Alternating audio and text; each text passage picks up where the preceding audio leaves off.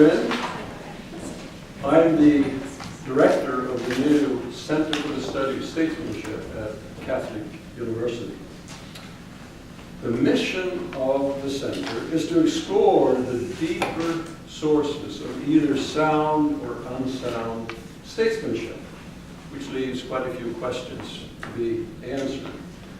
CSS sponsors research, teaching, and public events like this one. CSS is especially interested in the deeper sources of restraint and circumspection in statesmanship, including how the spirit of checks and balances in American constitutionalism might be applied to foreign policy. Tonight's lecture is sponsored by the Department of Politics and by Pi Sigma Alpha, the National Political Science Honors Society, which has had a chapter here at the university for 36 years. And a special welcome to those of you in the audience who are to be inducted later on as members of the society. Regarding the subject of restraint in statesmanship, one might ask, what is the state of the wanted checks and balances as they relate to U.S. foreign policy? There seems to have been a steady rise of presidential power and a decline of the role of the U.S. Congress. Specifically, what is the state of the war powers under the Constitution? We are very fortunate to have as our speaker on this topic a legendary constitutional scholar, Dr. Lewis Fisher. Dr. Fisher is perhaps America's leading authority on the war powers.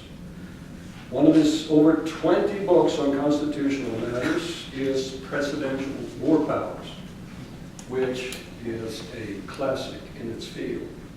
It goes all the way from the founding period to the Obama administration surge in Afghanistan and the bombing campaign in Libya. Other notable books of his are Defending Congress and the Constitution and American Constitutional Law, both of these in 2011. His work has been very widely and very highly praised. And only last week he put the final touches to one more book, this one about how the U.S. Supreme Court has helped expand presidential power. Dr. Fisher was a specialist in the Constitution at the Library of Congress for over 30 years. He was a senior specialist in separation of powers. He's currently scholar in residence at the Constitution Project, and he is a visiting fellow at the Center for the Study of Statesmanship. The title of his lecture is Unconstitutional Wars from Truman to the Present. It's time to welcome Louis Fisher.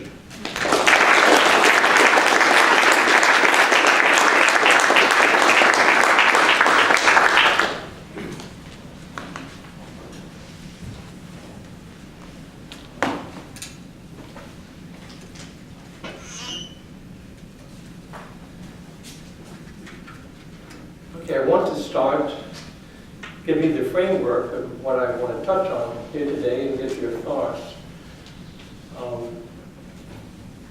What did the framers intend about the war power in terms of presidential power versus congressional power? I think I can say that the framers' model lasted from 1789 up to 1950. The constitutional model, and we have gone away from the constitutional model from 1950 to the present time. And you can look at that different ways. You can say that what the framers had in mind was appropriate for a certain period of time, and you can say that after World War II was a different period of time. But the point I would make is that not only have we gone away from the constitutional model, we've done it at great cost to the country and to the individual presidents. This is not a process that is in anybody's interest, but we keep doing it. I don't know what that model is, but you keep making a mistake and keep doing it, and you can't think of anything else, because that's comfortable for you. That's what we're doing. So let's break this into time periods. A lot of the scholars today, John Yoo and others, rely a lot on the British model. And by that I mean principally two individuals, John Locke and William Blackstone. And John Locke in 1690 talked about three powers of government. Two were familiar to us, legislative and executive, but the third power was federative. And by that he meant all of external affairs. And John Locke argued that the legislative branch need not always be present, but the executive is. Therefore, everything in external affairs is for the executive. Sounds like an amazing model, but as I will explain to you, the Supreme Court blessed that in 1936 and kept going at it until a couple of years ago. I'll go into that. So, in addition to John Locke, you have William Blackstone in the 1780s, big figure in Great Britain. William Blackstone did the same thing, put all of external affairs in the king. The king could declare war. The king could call up the militia, which is something that the Constitution gives to Congress. The king could make treaties by himself. Didn't share it with the Senate, which is the U.S. Constitution. The king could make ambassadors by himself. He didn't need the support from the Senate. So that was the Blackstone model. As I said, people like John Yoo and others have relied very much on the British model to expand presidential power. Then you have to ask, what did the framers do about the British model? And I think it's fair to say they repudiated it 100%. So at the Philadelphia debate, only one person there, Pierce Butler of South Carolina,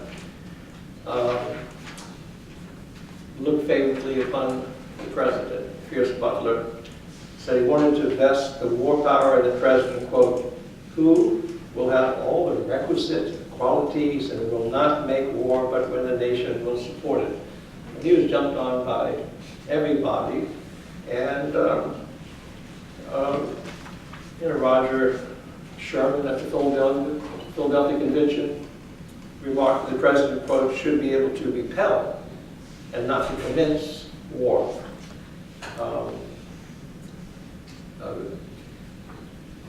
Elbridge Gerry said he, quote, never expected to hear in a republic a motion to empower the executive alone to declare war. George Mason was, quote, against giving the power of war to the executive because not safely to be trusted with it. He was for clogging rather than facilitating war, but for facilitating peace. And then you look at your ratification conventions ratifying the Constitution. And I'm always amused that in South Carolina, Pierce Butler said that someone at the Philadelphia Convention recommended that the war power be given to the president, but it was not successful. That was him. He didn't even use his own name.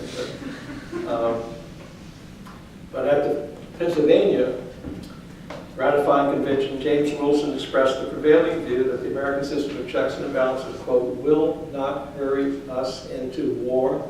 It is calculated to guard against it. It will not be in the power of a single man or a single body again to involve us in such distress. For the important power of declaring war is vested in the legislature at large.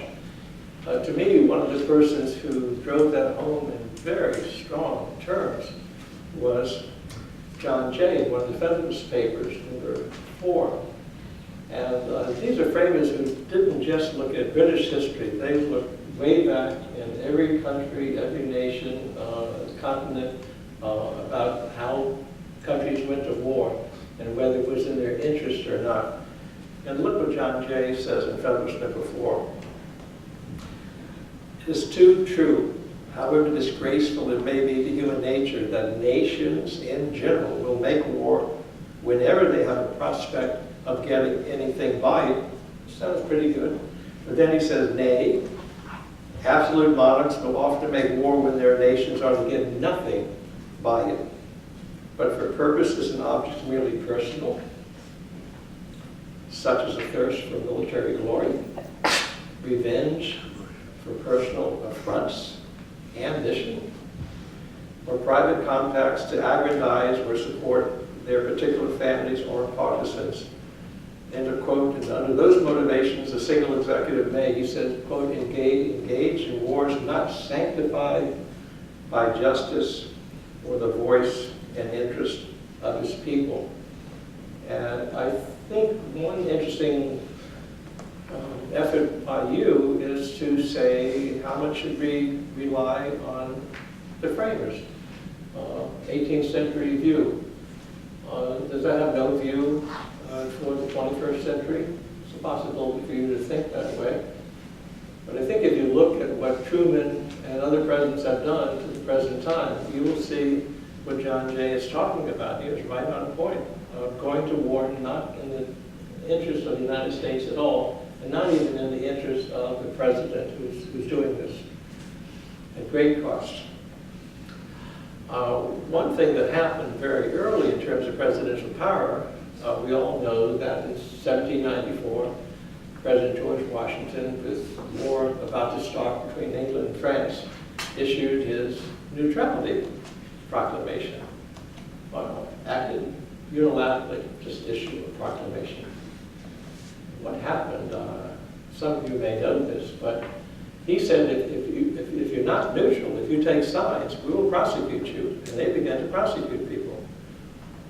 It's extraordinary what happened next, because jurors told President Washington, you bring anybody in you want to prosecute, and we will acquit.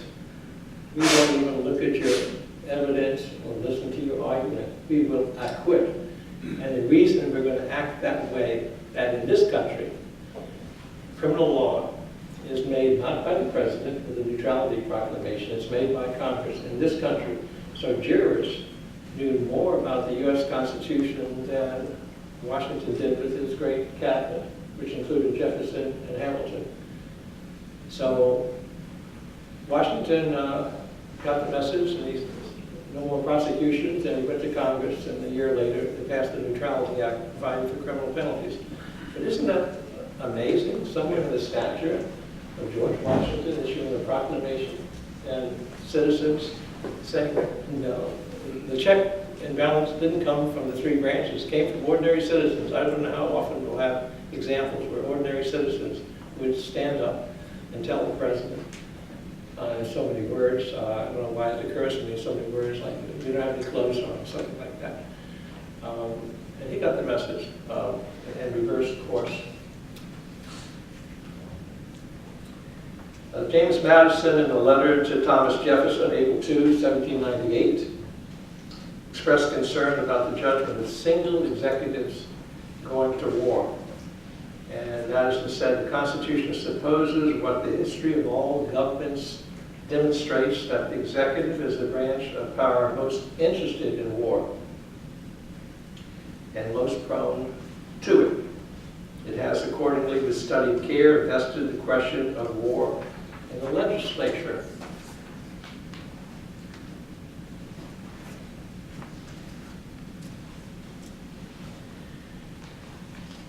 So the executive branch, over time, will find precedents in history where presidents use military action without coming to Congress for authority. But I think if you look at the examples, it's usually chasing bandits across the border. One of the examples that the State Department will rely on is President Jefferson using military force against the Barbary pirates. And it's true. In order to be in the Mediterranean, we had given bribes or tributes for year after year after year. But Jefferson ordered boats to go into the Mediterranean, and if U.S. boats were attacked, to use full force in retaliation. But then he came to Congress and told Congress what he did. He said, what I did was an act of defense. Anything of offensive nature is for you. I don't have that power. And Congress proceeded to pass 10 statutes authorizing both Jefferson and James Madison, who came next, with authority to use force against the Barbary pirates. So that has been a very interesting Supreme Court case. The first war we had was called the Quasi-War against France. It wasn't a declared war, but there were 20 statutes that clearly authorized it. And there was a dispute. One of the statutes says that the president can seize ships going to French ports. But President John Adams issued a proclamation authorizing commanders to seize ships going to or from French ports. And that got into court. It got to the Supreme Court in 1804 in a case called Little v. Green. The Supreme Court held that you have to weigh two things here. One is a proclamation by a president in the middle of a war versus the statute that authorized him. And John Marshall wrote for the court, and he said, you don't see this very much, but John Marshall said, I was inclined the other way, but my colleagues convinced me otherwise. And in such a collision between statutory policy and a presidential proclamation, the Supreme Court unanimously held that the statute prevails. And any presidential proclamation in conflict with the statute was invalid. Very, very important precedent. Congress being the controlling power on war.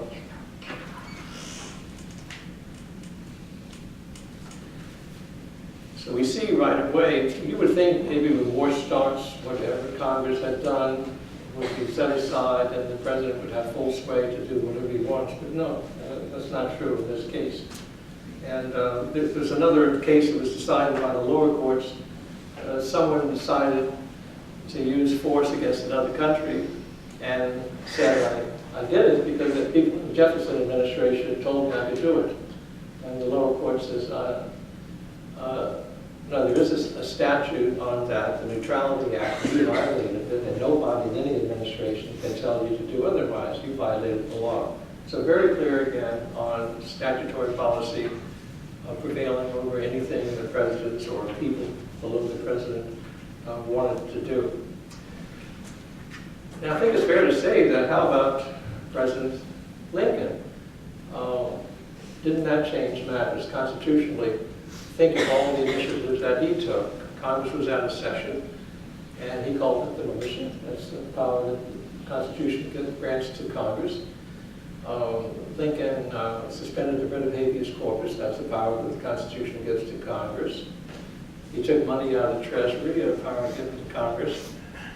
And I think one of the remarkable things about Abraham Lincoln, he never said he had authority to do what he did. From Truman on, and we'll get to this, presidents will say, I had inherent authority.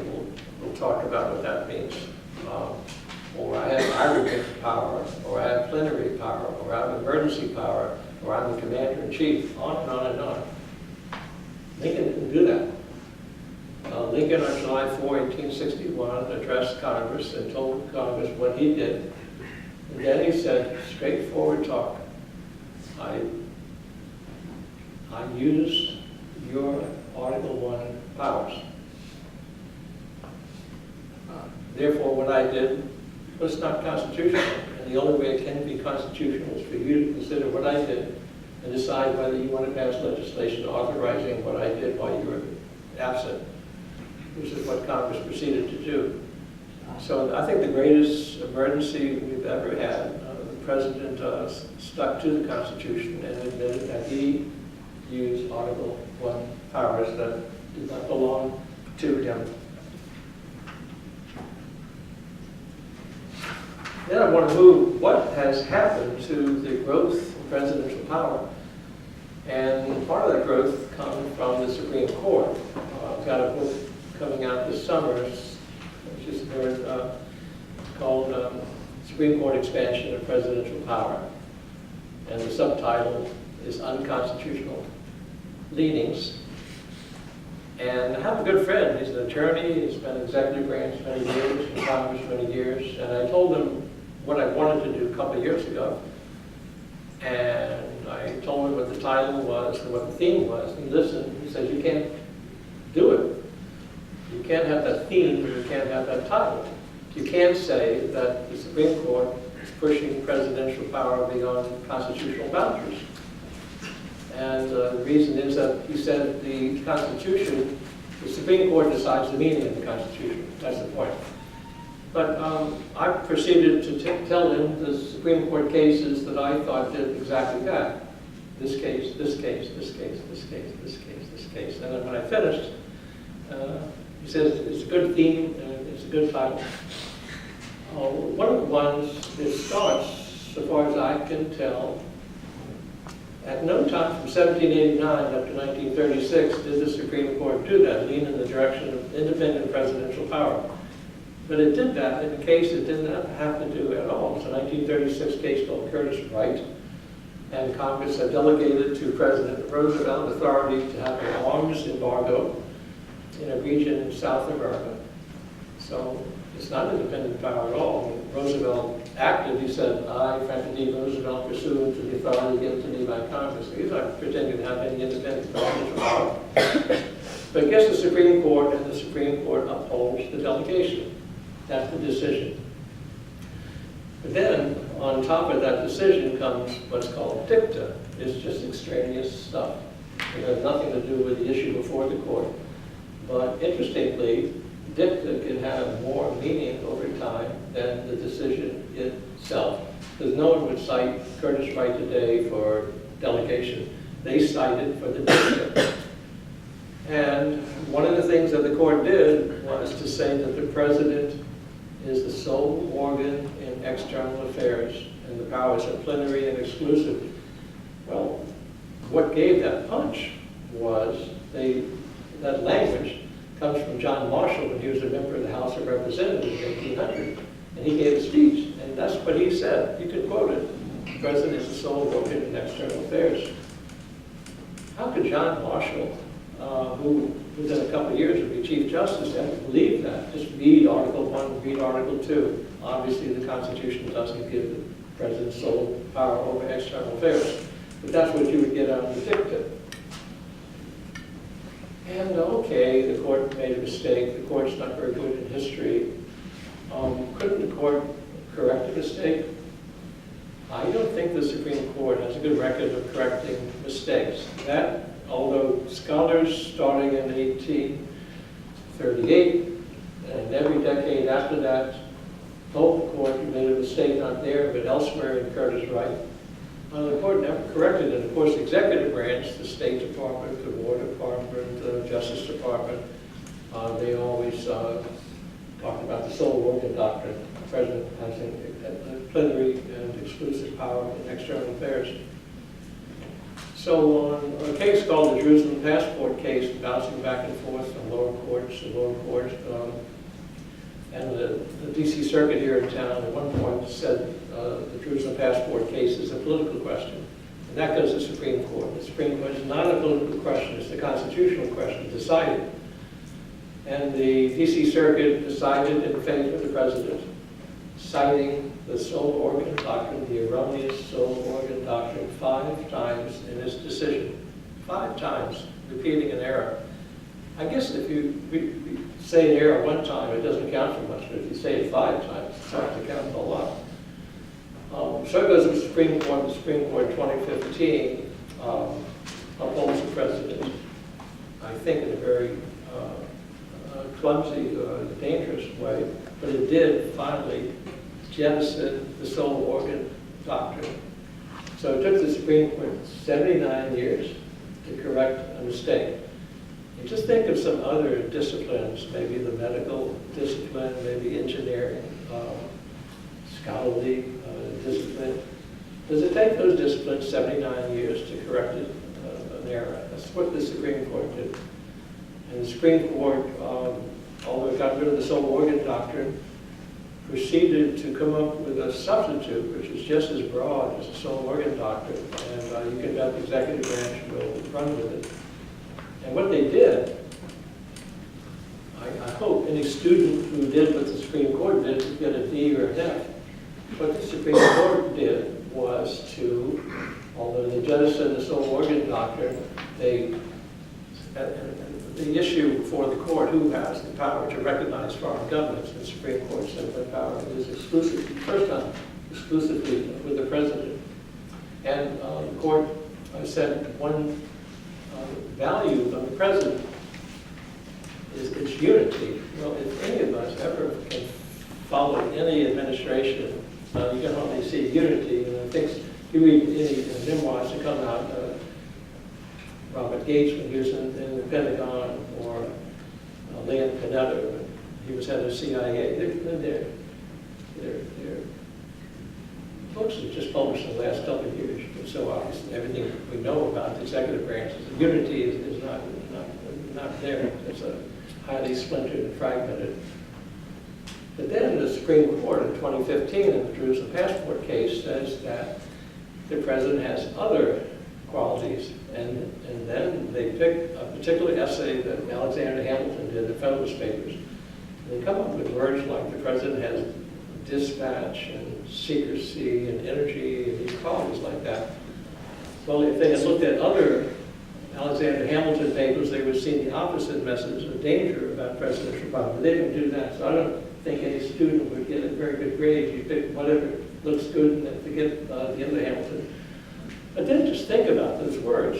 Why would the Supreme Court or anyone say that those words, unity, energy, dispatch, etc., are always going to be salutary? That's what the dictators have, all those qualities. They have energy, they have unity, dispatch, everything else. So that's the model we now have by Supreme Court as of 2015, and I think it's worse than the sole organ doctrine, but that's part of my presidential power. Now, I'm going to conclude pretty briefly by showing what has happened from 1950 on. In 1950, Harry Truman went to war against North Korea, not by coming to Congress, as all of the presidents had done, either to get authorization or declaration. Instead, he went to the Security Council. Well, that's kind of interesting. How do you run around Congress and get authority from the Security Council? Then you have to take time to look at the UN Charter. And the UN Charter states that any of the nations that belong to the United Nations will participate in military actions in accordance with their constitutional processes. That's in the UN Charter. So that means every nation has to figure out how do we do this. Or give it to the executive or someone, right? So when the Senate was debating the UN Charter, Harry Truman was in Potsdam, and he cabled to a senator, it's put in the congressional records, made public. And Truman said, I want you to understand that if I ever use U.S. forces in a UN action, I will come to Congress first and get authority. That's the principle by Harry Truman.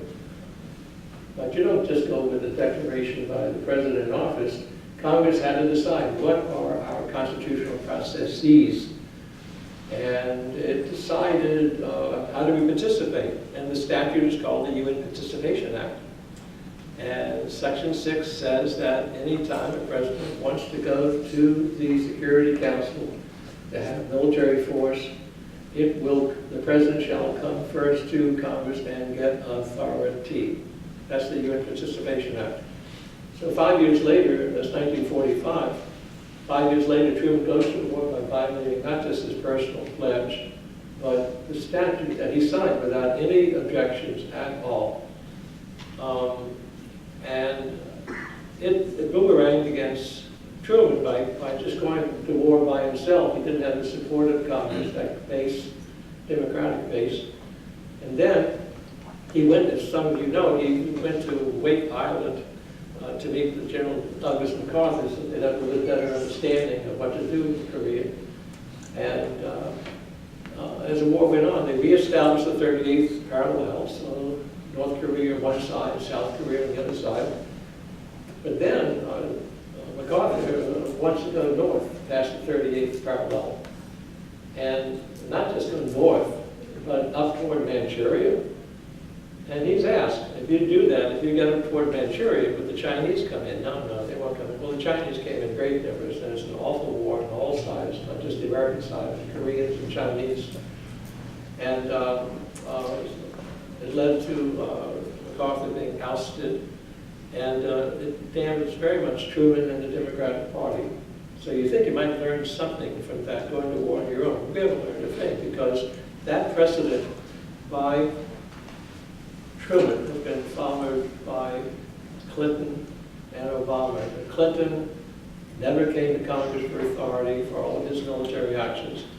Instead, he came to the Security Council for authority to go use military force against Haiti and against Bosnia. He wanted the Security Council to support military action against Kosovo, but couldn't get it. So not getting support from the Security Council, he got, quote, support from the NATO allies. So those are, to me, three more unconstitutional wars. And then we'll finish with this. Obama, in 2011, used his military force against Libya. Now, just think of how destabilized the military, the Middle East is. Once we got rid of Saddam Hussein, I don't know how we'll ever get put back together, but that's exactly what Obama wanted to do, get rid of Gaddafi. And he was in Chile at the time. Military action had already started, and he said in Chile, this will be a matter of days, not weeks. Why would you predict a military action? You don't know where this thing is going. It took 7 months. Gaddafi was killed, and Libya ever since has been a breeding ground for terrorism. And Obama did admit a couple of years ago in an interview with Thomas Friedman in the New York Times that it was a mistake to do what he did, to have step one, get rid of Gaddafi, and have no step two, namely government that could function. So Libya is a broken state economically, legally, militarily. I think what Obama did there may have made him reluctant, because he also said that Assad and Syria should step down, and we talked about the red line and all of that. So we have this history of doing against the Constitution. Oddly, we are, I think, getting pretty close to the British model. The framers clearly rejected it by going back to both Locke and William Blackstone to place all of external affairs with the president. So let me stop with that. I want to hear some of the thoughts and themes and questions that you have. So we can start that now. Thanks very much.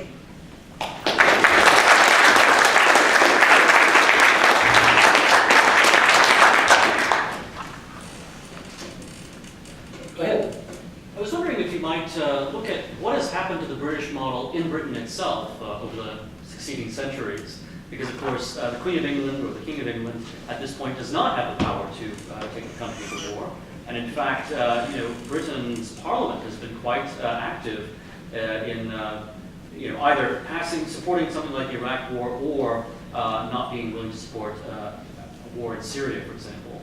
So it seems to me that the British model, even in the British circumstances, has actually developed in a way that the John Hughes of the world would find objectionable.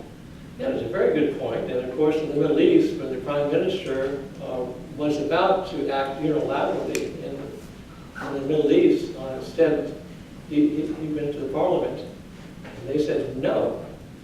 And he said, "I take the no." I mean, the people who were asking, when did Parliament last do that? I think it was something like 1770s or something like that.